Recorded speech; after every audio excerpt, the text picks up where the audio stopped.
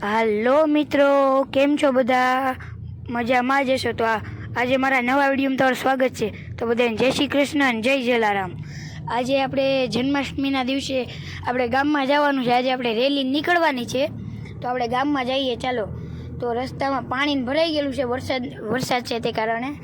તમે જોઈ શકો છો કે આપણે પહોંચી ગયા છીએ. અમારે રેલી ભીડભંજન મહાદેવેથી નીકળવાની છે. અત્યારે 4:30 જેવું થઈ ગયું છે. તમે જોઈ શકો છો ટ્રેક્ટરું તેવું બધું. હવે તમને મંદિરના થોડાક દર્શન કરાવી દઉં. ચાલો અંદર ભોળાનાથના. તો તમે જોઈ શકો છો અંદર ભોળાનાથ કેવા શણગારેલા છે બધે. તો હવે આપણે રેલીમાં આગળ જોડાઈએ. ચાલો. તો હવે તમે જોઈ શકો છો બધું મંદિરને ભીડભંજન મહાદેવ. ત્યાંથી રેલી નીકળવાની હતી. 3 વાગે રેલી નીકળવાની હતી. અત્યારે 4:30-5 જેવું થવા આવ્યું છે. બધે ઘોડાગાડી રથ ને બધું છે.